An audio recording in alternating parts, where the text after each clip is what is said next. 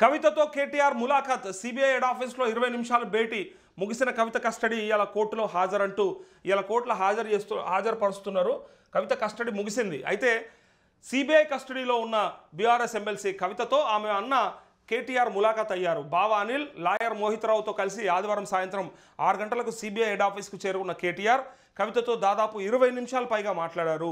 ఈ సందర్భంగా సిబిఐ విచారణపై అడిగి తెలుసుకున్నారు.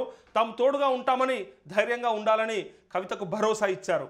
అనంతరం భర్త అనిల్తో కవిత కాసేపు మాట్లాడారు. ఈడీ కస్టడీలో ఉన్నప్పుడు మార్చి 21న కవితను కలిసిన కేటీఆర్ తిరిగి 20 రోజుల తర్వాత ఆమెను కలిశారు. కాగా కవితకు సిబిఐ కస్టడీ ఆదివారంతో ముగిసింది. సోమవారం ఉదయం 10 గంటలకు అధికారులు ఆమెను కోర్టులో హాజరుపరచనున్నారంటూ ఇవాళ ఇంకో గంటన్నర తర్వాత ఆమెను కోర్టులో హాజరుపరుస్తారు. సో చివరి రోజు సుదీర్ఘ విచారణ. కస్టడీలో చివరి రోజైన ఆదివారం కవితను సిబిఐ అధికారులు సుదీర్ఘంగా విచారించారు. ఉదయం, మధ్యాహ్నం 2 దఫాలుగా ఆమె స్టేట్మెంట్ రికార్డు చేశారు.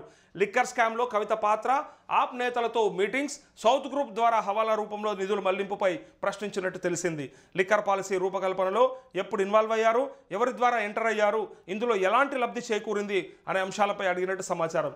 అభిషేక్ బోయిన్పల్లి, అరుణ్ రామచంద్ర పిల్లై, శరత్ చంద్రారెడ్డి, బుచ్చిబాబు ఇచ్చిన వాంగ్మూలాలను కవితకు చూపించి అధికారులు విచారించారు. కవితను కలవాలని కేజ్రీవాల్ చెప్పారు. కవితను కలిసిన తర్వాత ఆమెకు 50 కోట్లు ఇవ్వాలని కోరారు అని ఎంపీ మాగుంట శ్రీనివాసులు ఇచ్చిన స్టేట్మెంట్పై ఆరా తీశారు. ఇందులో భాగంగా శ్రీనివాసులు తన కుమారుడు రాఘవ ద్వారా బుచ్చిబాబు, అభిషేక్ బోయినపల్లికి 25 కోట్ల రూపాయలు ముట్టజెప్పింది నిజమా కాదా అని ప్రశ్నించారు. విజయ్ నాయర్కు 100 కోట్లు చెల్లించామని, ఇందులో 30 కోట్లు హవాలా రూపంలో మళ్లించామని దినేష్ అరోరాకు అభిషేక్ చెప్పినట్టు సేకరించిన వాంగ్మూలాలపైన విచారించారు.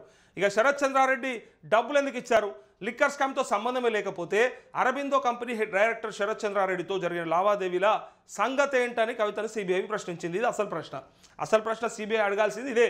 లిక్కర్ స్కామ్తో అసలు సంబంధమే లేకపోతే ఆ అరబిందో కంపెనీ డైరెక్టర్ శరత్ చంద్రారెడ్డి ఉన్నాడు కదా, అసలు ఆయనతో జరిగిన లావాదేవీలు ఏంటి చెప్పాలి.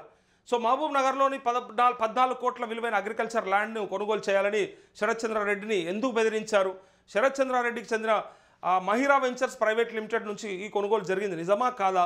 తెలంగాణ జాగృతికి సిఎస్ఆర్ రూపంలో శరత్ చంద్రారెడ్డి 80 లక్షలు ఇచ్చింది నిజమా కాదా?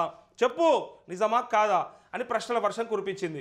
వీటన్నింటికి సంబంధించిన ఆధారాలను ముందు పెట్టి విచారించింది. బుచ్చిబాబు మొబైల్ ఫోన్లో దొరికిన డేటా, అభిషేక్ బోయినపల్లితో పాటు ఢిల్లీలోని తన పిఏ కౌశిక్ ఇచ్చిన వాంగ్మూలాల ఆధారంగా కవితను ప్రశ్నించినట్టు సమాచారం. ఈ 2 ప్రశ్నలు చాలు ఆమెకు. ఆమె మెడకు ఉచ్చువడనికి 2 ప్రశ్నలు చాలు.